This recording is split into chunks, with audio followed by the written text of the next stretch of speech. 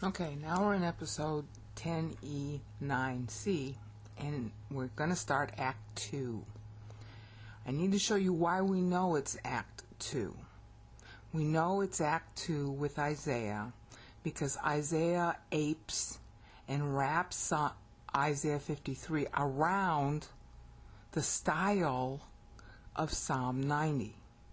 And in episode 10e9b, I was explaining that there was a rhetorical style that Moses used to tell us when he was writing, but I didn't explain what it was. So I'm going to explain it now because we're going to see Isaiah use the same thing, and that's your key to knowing that not only is it really obvious he's aping the meter like with the 63, but he's aping the timing. Okay, he's picking up essentially where Moses leaves off. So I got to show you how we know when Moses wrote Psalm 90, because there's all kinds of debate going on about the Exodus that really is needless if people would just check the meter. Okay, you see highlighted in the middle of the bottom of the screen in blue and sort of a brownish maroon, but in blue right here, now highlighted in blue, I can't get the thing to go the other way, there we go. Now highlighted in dark blue is the number 63. This is a rhetorical device that Isaiah will use also, that Daniel will use also, and that Paul will use also to tell you when they're writing. They write their first paragraph, and once it's divisible by 7, that is a little dateline. So the question is, you have to figure out, well, what kind of dateline are they referring to? Well, remember, the Bible, like in all the ancient world, they date in years from, and it's always by anniversaries. So it's always solar, never lunar. The scholars always forget that. You can't get an anniversary right if you're not using solar years. Okay? So this is an anniversary represented as 63 sevens. That's how Moses is telling you when he's writing. It's an important occasion, as you just saw in episode 10e9b. The occasion is the 1050th anniversary from the flood. Okay, but how do you know that that's really what it was? Well, because he's telling you here, let me keep it at the 63. He's telling you here, his first paragraph is divisible at 63. Okay, well that represents 63, look in the upper right hand corner now at the calculator, sevens. That's 441 years. From what? Well, 441 years from the Exodus. And how do we know that? Because Jacob and the family entered Egypt in 1870. All right, we know that because Exodus 12:40 tells us that they were in Egypt for 430 years. Okay, there's more to it than that, which I'm going to cover. All right, so 430 years, we'll do the calculator again. Okay, 1870. I'm going to show you how we know it's 1872. Okay, plus we have to do minus because it's BC. 430 is 1440. Now Moses is saying via the 63 that he's writing 63 sevens after that. Well, after Jacob entered Egypt, after the slavery rather. Okay, so this caused scholars no end of concern. They it's like, well, how do we read this? All right, and they come up with all kinds of different ideas, and a whole bunch of them have actually lost their faith over this thing. It's really kind of sad. Okay, and this is a common accounting problem. When numbers are this similar, we tend to misidentify what kind of numbers they are, and that's what happened here. All right, Exodus is saying 430. Plus, okay, I have to say minus, excuse me. I have to say 1870 minus 430 is 1440. And everybody can figure that one out.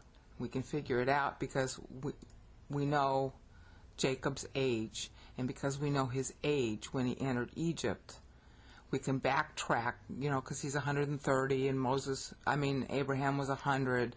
So we know based on what Abraham's age would have been when this happened. Okay, and I'm going to go through that.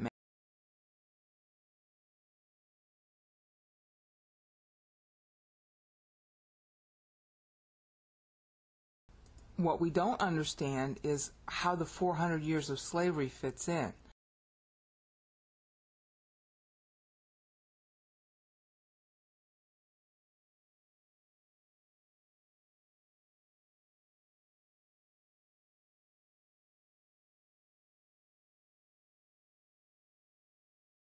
Because you have 1870, all right, minus 441 yields 1429, not 1440. Well, that's because you don't count the 430 the way they're doing for the enslavement. The enslavement is equal to 390 years of that 430 plus 10 years for Joseph. You see, Joseph became enslaved for 10 years prior. And when the Bible is talking about 400 years of enslavement, it's not saying that they're consecutive. It never says that. Joseph is enslaved in Egypt here. Okay? Just 2176 from Adam. And you can read the account in Genesis. He's enslaved in Egypt. He's sold by his brothers. And for 10 years, he's enslaved under Potiphar. Then Potiphar's wife gets all upset because Joseph won't have sex with her. And so she falsely accuses him, and he's thrown in jail for 3 years. After the 3 years are up, he is promoted to vizier because of interpreting Pharaoh's dream. Now, the 3 years he's enslaved are not counted. 3 years he's in jail are not counted as enslaved years, because even though he was wrongly jailed, he tried to get out by, asking the two guys who were, Pharaoh's cupbearer and the Pharaoh's baker. He asked them to remember him before Pharaoh. He wasn't relying on God. So God's not counting those 3 years as enslavement. God's counting those 3 years as punishment during which Joseph learned a lesson. Okay? So look, you got 17 plus 10 plus 3 equals 30, and that's when he becomes vizier of Egypt here in row 64. Okay? So there's a unit of 10 years of the 400 that belongs because of Joseph. All right? So when you come down here to Jacob entering Egypt, you're not going to take the 430 and say, okay, well, 30 of it was slavery and 30 of it was free and 400 was slavery. You don't do it that way. You got 390 left on the enslavement promise of Genesis 15. It's 390. Okay, so when Moses is counting here, he's not counting from 1870. Okay?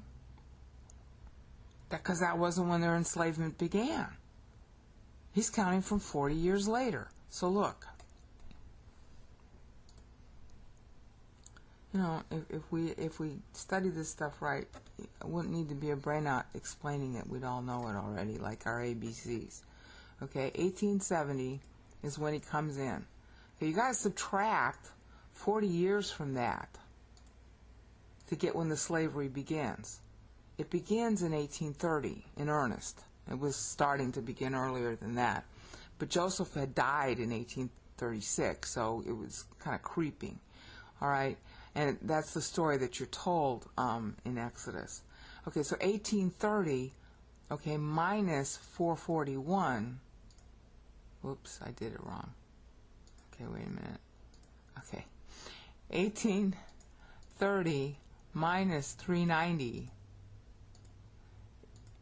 is when the Exodus happened. Okay, so now we minus the 41. It's really the beginning of the 41st year. The beginning of the 41st year. so that should be 1400 because it should be 40 because it's the beginning of the year. Sorry. Okay, so 1440 is where we were, minus 40 because he's at the beginning of the 41st year. And that, of course, equals 1400. So see, this 63 is telling us a lot of things. Okay? It helps alert us to the fact that the 400 years are not contiguous. When it promised 400 years of slavery in Genesis, what was it, 1513 or thereabouts? That's not saying it's contiguous. That's an aggregate. 10 of the years belong to Joseph being enslaved. All right? The other 390 belong to Israel being enslaved under Amenemhet III, which, you know, scholars used to know that. And you can still find it in the older books, even on Google books, the older scholars. There are a lot of books that scholars wrote in Egyptology, which you can download for free now, because they're over 100 years old, or nearly. And they used to know that it was under Amenemhet III. And that's how I learned it, because I was looking in the older books, and even Encyclopedia Britannica, which is really what I used for all these dates with the pharaohs. Encyclopedia Britannica, my hardback set from 1985, had these dates in it, and they tracked exactly to the Bible.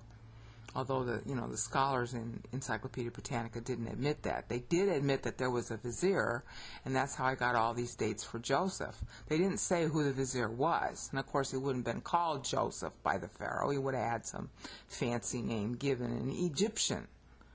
All right? So you're not going to be able to recognize him from Egyptian records as Joseph. All right? And they would expunge that anyway in their later history. So the point is that this vizier was the guy who developed the Fayum Depression, and it was an 80-year period over which the lean years and the fat years occurred. So he was ruling for 80 years. And of course, you find that out from the Bible. He was 30 when he became vizier, and he died at 110. Hello, 80 years is in between. All right. So Jacob and the family are entering during the 7 lean years. And there's a beginning and ending of year difference here. Okay. Now I'll refine that later. But the point is that it's really easy to know. Hello. See? Okay. 1870 he enters. Okay, but they aren't enslaved then. There's 40 years that they're not enslaved. Okay. And then they're enslaved for the next 390 years because Joseph's already counting for 10. All right, so we minus 390, and bingo, there you go.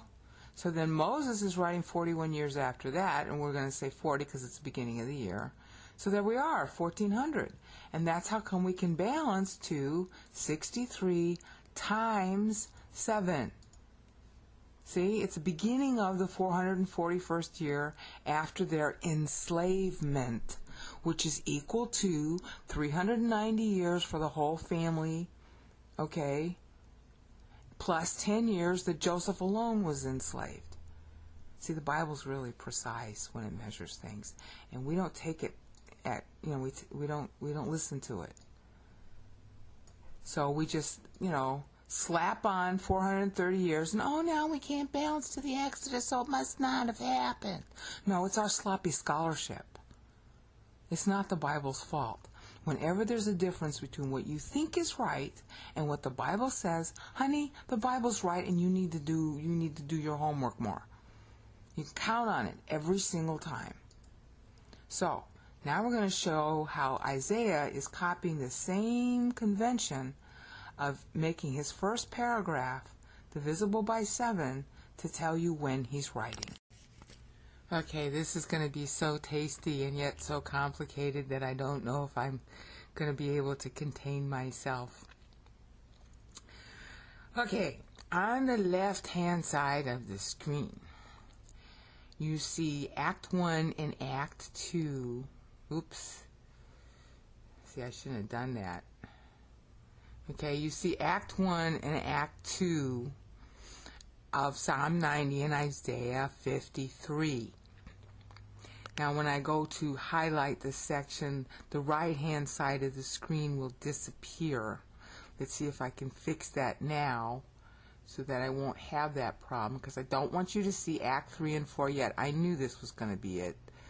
Okay, see, oh, there.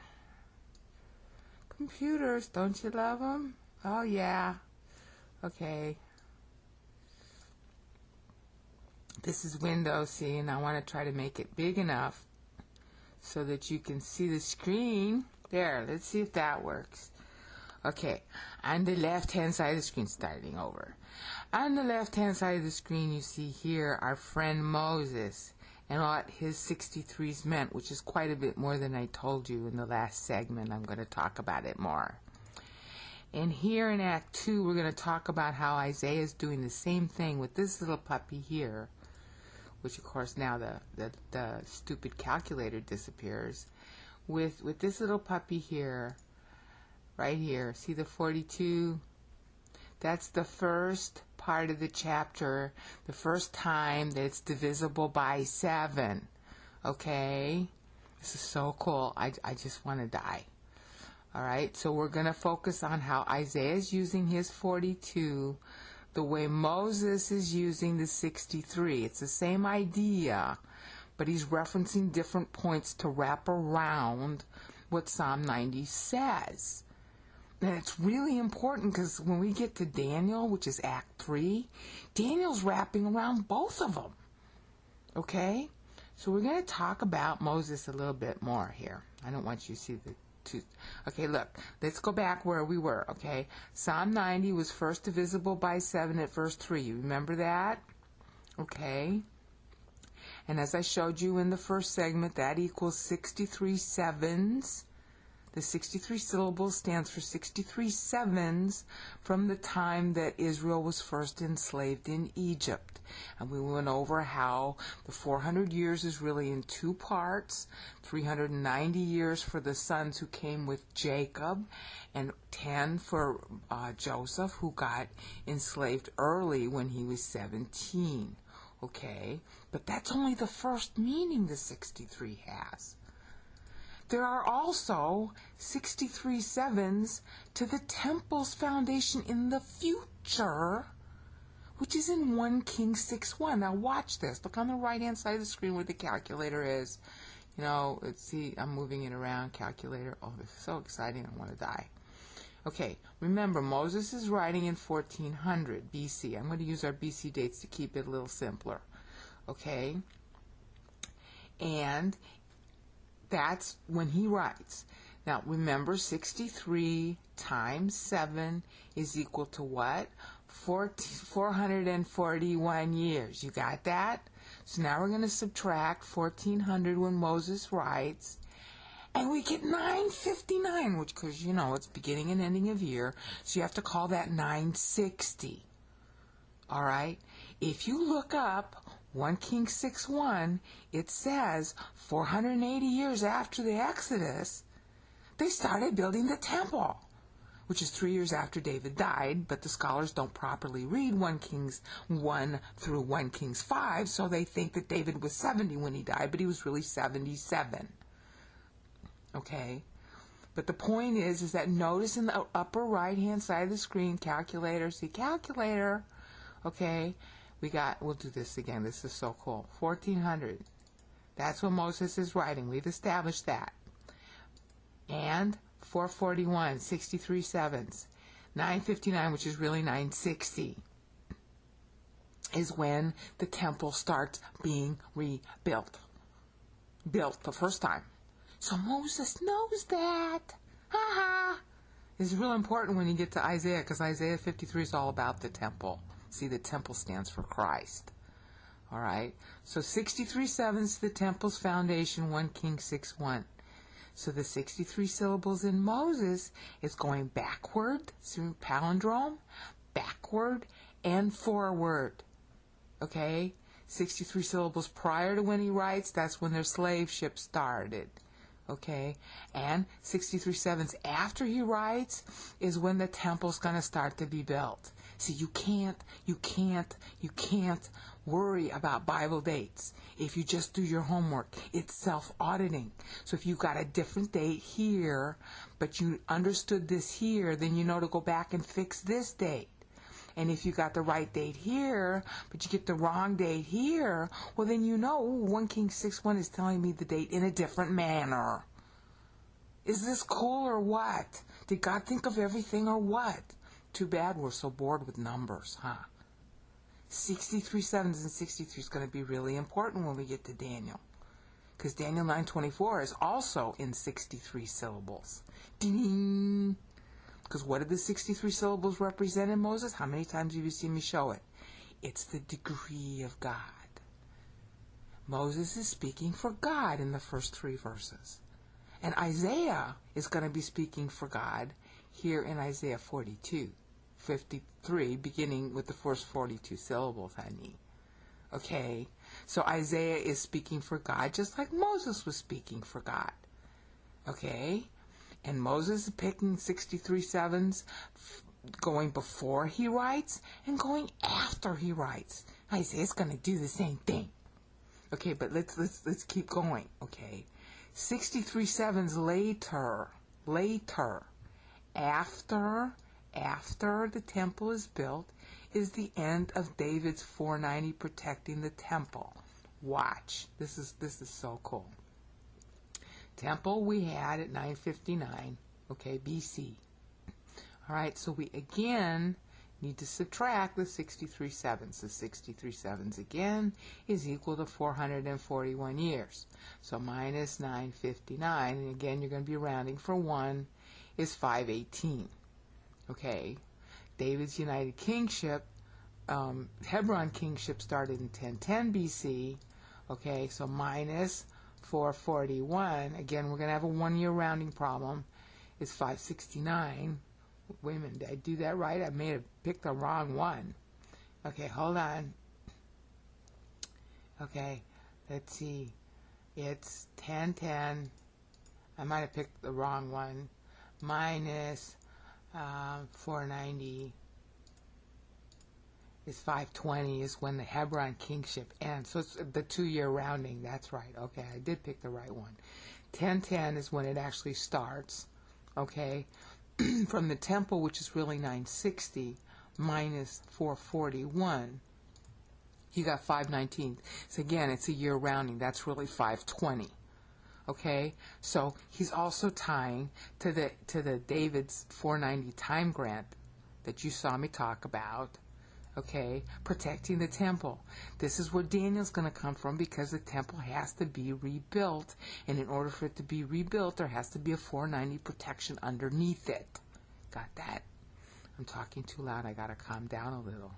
Okay, and then as if that weren't enough, 63 years prior to the millennium, Messiah dies. And you saw me cover that when I said he died 64 years early. Again, you got a rounding for a year. Because see, if Moses is measuring end of year and we're looking at beginning of year, we're going to be adding 1 or subtracting 1. Okay? Messiah dies in 41:36 from Adam. Okay? And the millennium is 64 years after that. And again, it's because of beginning and ending of year, so you can treat it as 63 also. All right? So, now, and this one you saw me cover in the video. The flood was 1050 years before Moses writes, because Moses wrote in 2706 from Adam. I got to do it this way.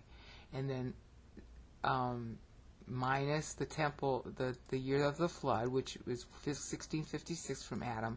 That's 1050 years. Okay, but if you take, now we'll convert to BC, 1400 is when he writes. Then the 350 syllables of his poem, representing 350 years, is 1050. That was when Israel would reject her king. Okay, 1050 years after that is what? That has to be when Messiah is born. Now, remember, David we're looking at the timeline now. Israel rejects God as king in 1050 BC. That's 3056 in the Adamic calendar. Okay? Alright? 3100 is when the next 1000 begins. So time is in a kind of breach here. But because Moses had matured. There is a 490 from Moses that's going to Israel, protecting that time so that David can be born and be developed, and in time 4 years prior, really 3.5 as I showed you. He is the one who matures. He is the one who gets these time grants. So therefore time can continue. You see how important it is? You see how Moses, when he's doing his 63s, is balancing to what he knows is going to be a deadline, because the unbelievers got to have the right to vote here. Okay? The world has to have the right to vote. And if Israel's voting no, that denies the world the right to vote. Well, is God going to take care of the rest of the world just because Israel's negative? That's the issue. It's a juridical issue and a fair one.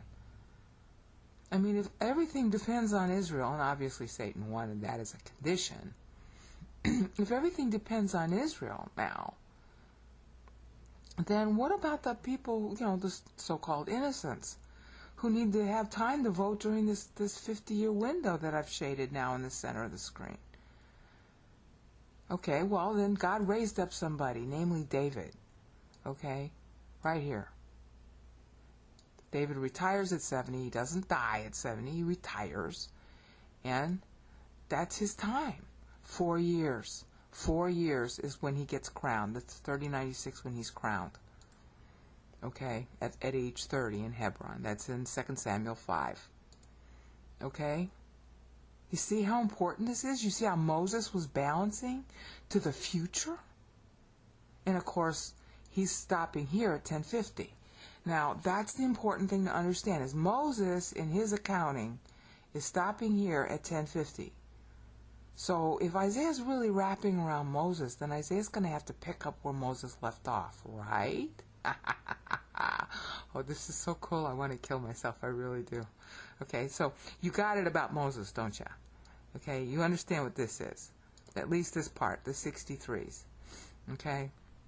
The stuff in this left-hand side of the window is not yet downloadable because I'm still working on all of its connections. Okay, all the ways that this 4-act play, the people tie to each other. There are more. Every time I think I'm done, I find more ways they tie. Okay, so this we know about Moses. Are you clear on that one? Okay, I'm hoping you are. If not, you're going to have to rewatch the videos because I got to move on. Okay, so now we come to Isaiah. Isaiah wraps around Moses' use of the 50s, the 1050s. Oh, yeah. Because, see, Moses started with Messiah's scheduled birth, and he ends at 1050 BC when Israel's going to reject God as king. David's not born yet. You notice that. Okay, so then where Isaiah needs to pick up is, hello, and Daniel does the same thing, at David's birth. How do we know that? Because this honey is 77. David's age when he dies. See where I'm moving this big white thing? Okay. 77 really iscants, really between, that's the number of syllables from Isaiah 52:13 to Isaiah 52:15. That's what Luke 3 references when calling Christ the 77th son. So Isaiah is picking up at David's birth. So he's going from first David to last David. That's what the whole chapter is about. First David to last David. It is never, repeat, never, never, never, never, never about Israel being her own suffering servant, okay? Israel lost the right when she rejected God as king right here. So God has to create a king, namely David. And all the promises to Israel now have to go through the king. And that story is recorded in 2 Samuel 7. Go read it for yourself. It is a twofold promise. The first promise is of a temple, which we're looking at now. And the second promise is of sons, resulting in the ultimate son as king of Israel, which every sane Jew knows. Isaiah 53 is talking about that king. It is a king. It is a single servant. Isaiah 52:13 says Avdi. Avdi in Hebrew means servant, and it's in the singular, not plural. And this suffering servant has no descendants. That's Isaiah 53:8 right in here. He has no descendants. That's Isaiah 53:8, which I'm playing with here. You can go look it up yourself. Okay, the servant has no descendants. Okay, Israel has descendants, so it can't mean her. Okay? And this descendant, this descendant himself, who has no descendants, pays for the sins of my people. Mepeshami neglamo. Right here. That's how Isaiah 53:8 ends. No, that's Isaiah 53:7. Anyway, you go look it up. Okay? The people of Israel are paid for by this single servant who had no descendants. So anybody telling you that Israel is the topic, is the suffering servant here, those people, A, are traitors to the Jews, even if they themselves are Jewish. B, they can't read Hebrew. They don't know the difference between a singular and a plural. They don't know the difference between somebody who has no descendants and Israel who has had many descendants, and in fact is promised to keep on having many descendants forever. See how dumb people can be? The Jews have as many kooks in them as we Christians do, and there are as many sects of Judaism as there are sects in Christianity. And so when you hear the Jews that say, oh, it's Israel who's the suffering servant, you know what I do with those people? I block them. They're more anti-Semitic than the Muslims. Just kill them. That's what they should do, but of course we're not allowed to do that. That's God's job.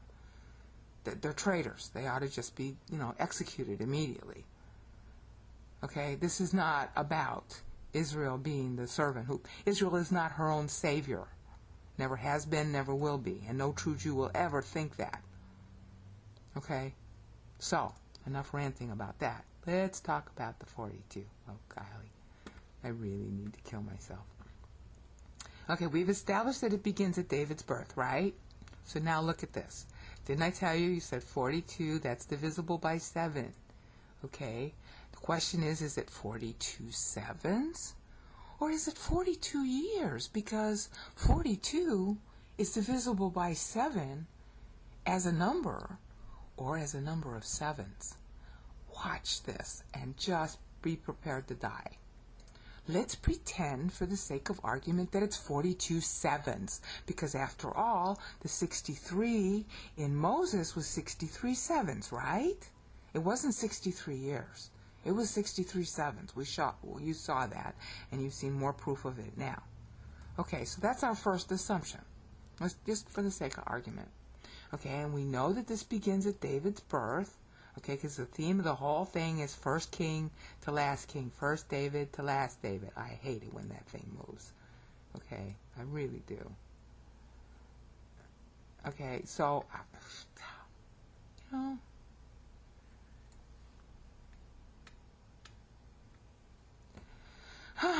pregnant moments that end up being trashed. Okay, 42. 42 times. Are you looking at the upper right hand corner where the calculator is? See right here? 42 times. Times what? 7 is 294 years. Okay, now David, as we just saw in the timeline, was born in 1040 BC. Okay, and again, you're going to have to round up and down a year. That's 746 BC. See, look again. 42 times 7 is 294 years. Okay, so David is born in 1040 BC. So 294 years after David is born is what? 746 BC. Well, guess what? That was when Isaiah began his ministry. Ding, ding, ding, ding. Let's talk about that. Okay, now we gotta look at the kings. Okay, I've highlighted. I've made in dark black the kings to whom Isaiah ministered right here. Okay. That's kind of a long time, right? And scholars are all busy trying to debunk Isaiah, saying, well, that was too long a period, and there's really 3 Isaiahs, you see. And I mean, you can't even believe the amount of crap, I'm sorry, there's no kind word for it, that went on during last century, okay, and in the 19th century, trying to deny that Isaiah was all the work of one author. And this was the reasoning they used. Well, Azariah, who's also named Uzziah, Azariah became king in 792, and Hezekiah died in 686. That's nobody lives that long. They didn't bother to check when Isaiah says he himself became called. Okay? Well, here you are. See? 746. Remember? Moses is telling you when he's writing. Okay? And David, we know, is his backdate point is from David's birth. Okay, hello. Hello, here's David's birth. 740 minus 42 sevens, which is 294 years. Isaiah started his ministry in 746. Well, that's just before Azariah dies. He was a guy who got leprosy. That's 6 years before he dies. He dies in 740, see? 740, there's Azariah, right there. He's not starting. Isaiah's not saying that he was there during the entire ministry of Azariah, who's called Uzziah in the Bible. Look at Isaiah 1:1 and Isaiah 6:1. There are 2 visions, okay, that he has. You can maybe count them as 3, because a parable could have been a 3rd vision, that start Isaiah chapter 1 through 6. And then Isaiah chapter 6 says when Uzziah died. Well, Uzziah died of leprosy in 740. Okay, so 6 years to 686. Let's get another calculator. 746 to 686, and there's some doubt about that being the right year, is 60 years. That's a normal lifespan. I mean, he might have lived to be 80 or 90 years old, but I mean, people do live that long. Daniel lived until his 80s also. So there's nothing weird about it. Okay? And the fact that Isaiah uses different writing styles in his book, any good writer is going to use different writing styles. You see me switch from a very pedantic accounting talk style to now I'm just being, sort of facetious in my tone. What, a person is only restricted to have one kind of voice? And I talk in different voices too. Am I really a different person because I talk in different voices? No. So just because Isaiah writes 3 different ways, 3 different primary ways, in his book doesn't mean that he's 3 different people. See how stupid some scholars can be. Unbelievable. So, Isaiah's telling you when he writes, right here. See where the calculator is? 746, because that is 1040 when David is born, minus 294, the 42 sevens, equals 746.